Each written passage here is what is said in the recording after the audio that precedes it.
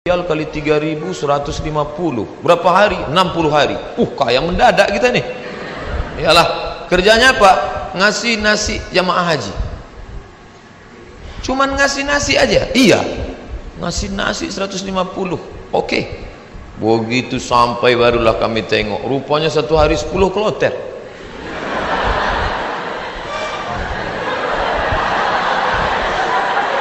Satu kloter 400, 10 kloter 4.000 orang yang mau dikasih. Saya ngasih nasi kotak. Tugas saya nasi kotak. Kawan saya yang satu nih, yang sekarang di Jakarta itu bagian ngasih jeruk. Asal yang jamaah haji itu nenek-nenek dikasihnya 1, yang anak gadis dikasihnya 5. Jadi setelah jam istirahat saya bilang, ente zolim, saya bilang. Ini yang kita kasih ini bukan jeruk kita, ini punya umat. Nanti di akhirat kita akan dituntut di padang mahsyar. Kok ente kasih bu itu 1, yang itu 5? Nenek itu kita kasih jeruk 1, memang tak tekunyahnya lagi gitu. Ini anak gadis ini kita kasih. Jadi kalau cerita sama Ustadz itu ada saja dalilnya. Jadi saya kalah dan dia sekarang, alhamdulillah, setiap saya pergi haji, pergi umroh kemarin, di King Abdul Aziz itu saya foto. Habis itu saya kirim ke kawan-kawan dulu. Ingatkah di kau wahai kawan, 20 tahun yang lalu kita di sini.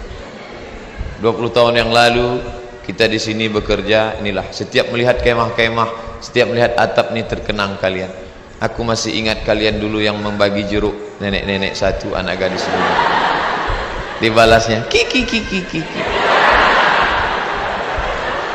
Bagian maksudnya. Sekarang jamaah-jamaah haji ini sombong. Jamaah haji ini tak semuanya hatinya baik, banyak juga yang sombong. Menengok kita kerja, nampaknya berkeringat, berpeluh, sepele nengok kita. Panggilnya, sini bentar. Ya Pak, sudah lama jadi TKI. TKI bukan hina. TKI itu pahlawan devisa. Saudara-saudaraku yang bekerja menjadi TKI di Hong Kong, di Singapura, kalian pahlawan devisa. Tapi orang menyepelekan kalian. Kalian mencari makan di negeri orang lain, padahal di negeri ini sumber makanan. Kenapa? Makanan itu dicuri orang. Akhirnya kita susah, mahasiswa susah, pekerja susah, istri meninggalkan suami yang dalam keadaan sakit menjaga anak untuk mencari nafkah. Disepelekan. Sudah lama jadi TKI. Kami ini mahasiswa Pak. Di mana kalian belajar? Di Kairo. Asal dari mana? Riau. Memangnya tak ada universitas di Riau? Ada Pak, cuman 1 semester 5 juta. Sidang tertutup 10, sidang terbuka 15, buka tutup 25. Tak ada duit. Maka kami belajar jauh-jauh. Selesai S1, pulang saya ke rumah. Haji Abdul Somad LC titelnya, lagi cemas. Ke bawah tak berakar, ke atas tak berpucuk. Tak tahu apa mau dibuat. Pulang ke rumah menengok kebun sawit ada di rumah. Banyak Pak Ustaz? Tak banyak, cukuplah untuk 7 keturunan. Kalau tak dijual-jual. Lalu kemudian saya pun pergi ke kebun 2-3 hari, seminggu 2 minggu. Kata mak saya, Mat, kau pergilah dari kampung nih. Kenapa? Pokak telingaku dah. Masa kuliah di luar negeri balik ke kebun juga. Akhirnya pergi saya ke Malaysia, melanjutkan S2 untuk menyelamatkan telinga mak saya. Mengambil S2. Di mana sekarang Somad? S2. Negeri ini tidak menghormati ilmu. Sampai di Malaysia jumpa sama kawan-kawan dulu yang sama sekolah. Engkau di mana sekarang nih? Aku ambil master lah. Subsidi rumah, subsidi beasiswa, subsidi, semua dapat subsidi. Kita di mana? Di parkir motor di tempat yang jauh. Begitulah keadaan. Padahal sama-sama orang Melayu, bahasa kita sama, bentuk kita sama, hidung sama-sama jongkok. Tapi nasib dia tegak, kita sujud terus. Itu yang terjadi. Saya kuliah di UKM, Universiti Kebangsaan Malaysia. Banyak orang nanya saya, kenapa tak ambil UIA? Kenapa tak ambil IIU, International Islamic University? Kenapa tak ambil Malaysia? Kenapa tak ambil UM, University Malaya? Kenapa ambil UKM? Dia tak tahu. Di UKM tu bisa ngutang. Tapi saya tak selesai, karena saya pemburu beasiswa. Tiap hari searching, browsing, mancing, launching. www.google.com beasiswa pakai bahasa Arab, minhah dirasiyah, enter, dapatlah peluang beasiswa. Dan saya selalu masuk di warnet Fakultas Sains di UKM. Saya tak mau di fakultas saya, FPI namanya, Fakulti Pengajian Islam. Saya masuk ke Fakultas Sains karena di situ internetnya gratis. Dan orang Malaysia itu tak tanya-tanya, ditengoknya muka saya pula, muka-muka anak sains kan.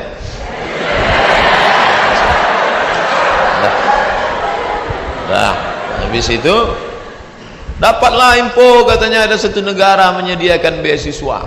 Nama lembaga yang memberi beasiswa itu AMCI, singkatan dari Agence Marocaine Coopération Internationale. Akhirnya saya ajukanlah proses, doa minta ampun. Biasanya saya doa gini aja, tapi untuk beasiswa aja. Ya Allah, minta tolong aku. Mau balik ke kampung aku tak sanggup, telinga udah pokak.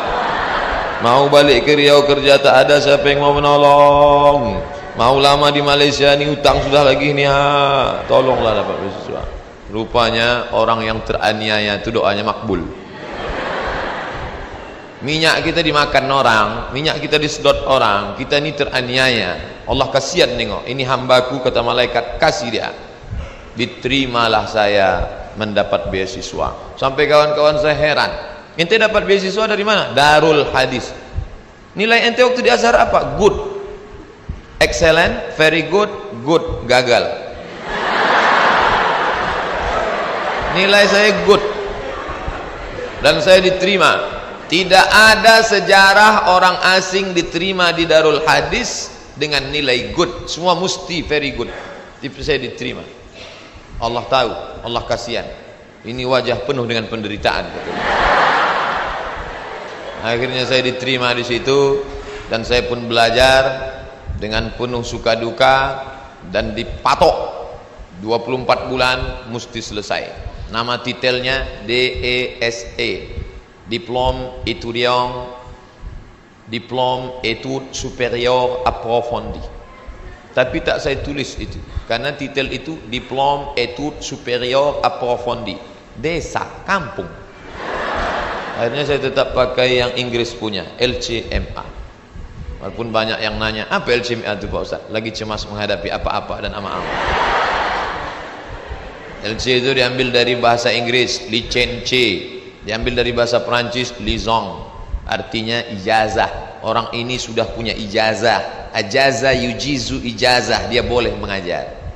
MA itu sebetulnya bukan titel saya, daripada ditulis DESA, tapi DSK PNS ditulis DESA, karena waktu mendaftar dulu dikatakan tulis menurut titel negara asli, Diplôme études supérieures approfondies. Lalu kemudian saya pun pulang membawa 2 ijazah, LC di kiri, MA di kanan. Ada orang memanggil, sinilah ngajar ke kampus kami? Tak ada. Ada orang mengangkat, karena ente sudah pontang-panting, tunggang langgang, lintang pukang, maka kami angkat menjadi PNS? Tak ada. Malah kehadiran kita dianggap sebagai ancaman, kita disepelekan, kita diremehkan. Perjuangan panjang, mau pergi kemana lagi? Tetaplah tinggal di sini. Akhirnya kabar itu datang juga, Riau Pos, beritanya kecil 2 jari. Penerimaan dosen 30 orang. Datang saya membawa map ke lantai 3. Assalamualaikum. Waalaikumsalam. Kuat salamnya, semangat kan? Bu, katanya ada penerimaan dosen di sini ya? Ya. Saya mau melamar jadi dosen. Kata ibu tuh, Pak, kalau mau melamar jadi dosen harus S2. Tak yakin dia saya S2. Bondok saya buka atas saya tunjukkan ijazah saya. Tengok. Tengoknya, apa ini kata dia? Rupanya tak bisa dia baca. terus Arab semua. Datang pegawai dari dalam, atasan dia, coba tunjukkan ke yang di dalam. Tunjuk, dibacanya, tengoknya. Siapa yang punya ijazah ini? Ini orang. Abdul Somad, guru saya dulu. Kemana aja ente hilang selama ini? Hilang kata dia saya. Akhirnya setelah melewati proses panjang, ini fotokopi, saya mau jadi dosen pak, fotokopi ijazah, transkrip nilai, legalisir, semua oke, sudah pak. Ada lagi yang belum Somad. Apa pak? Surat kesehatan dokter. Ragu dia saya sehat. Saya kurus. Tak tahu dia saya tahan tegak lama. Pergilah saya ke puskesmas Jalan Harapan Raya sebelah kanan. Masih ingat saya tempatnya sekarang. Sampai ke situ, assalamualaikum bu, waalaikumsalam, saya mau ngurus surat sehat. Ya sebentar ya. Tak lama sudah itu datanglah bidan, baju putih, jilbab putih, rok putih, membawa balon warna hitam kecil. Kosong. Sebentar ya pak ya. Iya, katanya mau memeriksa detak jantung. Memang jantung saya tak normal detaknya waktu itu. Cantik pula bidan tuh. Itulah, periksanya lah. Habis itu keluarlah, buatnya sehat. Anda sehat. Ini suratnya. Saya mau cepat balik, saya tariklah surat itu. Saya menarik, dia menarik.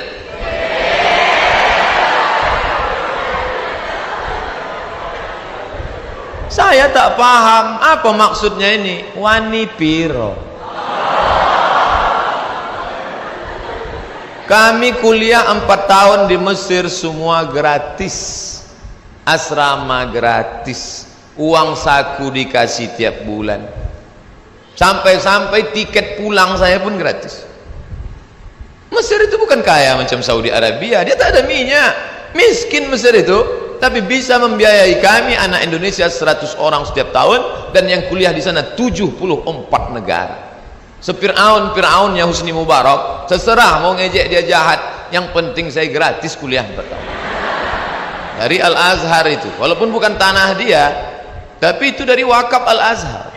Negeri ini kaya, gemah ripah loh jenawi, tongkat dan batu jadi tanaman. Di Mesir kalau diletakkan tanaman itu mesti disiram dengan air baru tumbuh. Di tempat kita campakkan aja batang ubi itu ke belakang, tengok besok pagi betunas, walaupun sungsang. Ini negeri luar biasa, tapi orang belajar. Berapa banyak orang tua di negeri ini mau memasukkan anak sekolah SMP pun tak sanggup. Daftar ulang 14 juta. Doktor, dosen, golongan 4D ngobrol ke saya hati ke hati, aku tak sanggup menyekolahkan anak ini Ustaz Somad. Baru 2 yang sekolah, belum kuliah lagi. Mau jadi apa ke depan?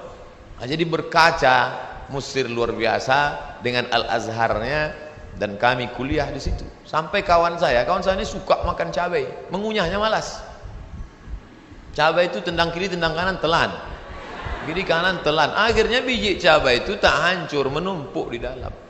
Ini ada usus kecil, usus buntu, begam cabai, busuk di dalam. Kalau sampai meletup, bam, big bang, mati. Maka ini mesti dipotong. Akhirnya dibelah sedikit, dipotonglah ujung usus buntu tadi. Biaya operasi 3.000 pon kali 2.000 perak, 6 juta. Tak ada duit.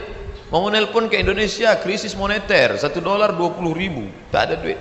Akhirnya keluarkan kartu Al-Azhar. Azhari? Ente Azhari? Azhari maksudnya ente taman orang Al-Azhar? Iya, gratis. Sakit gratis. Di negeri Fir'aun sakit gratis. Di negeri kita sehat bayar. Tapi tidak saya ceramahi orang puskesmas itu. Takkan pula mungkin saya assalamualaikum warahmatullahi. Karena saya mau cepat, saya keluarkan aja duit 25.000. Nah ambil lah tuh, pergi saya urus, dah selesai. Pak ini surat sehat. Ada lagi yang belum Somad. Apa pak? Surat keterangan berkelakuan baik.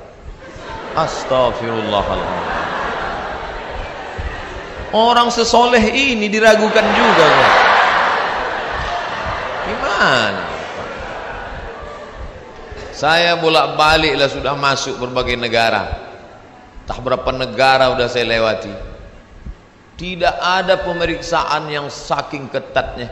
Ketat luar biasa. Cobalah tengok kita mau masuk pesawat, berapa kali mesti buka dompet untuk tengok KTP. Emangnya kita ini teroris? Di Malaysia tak begitu betul.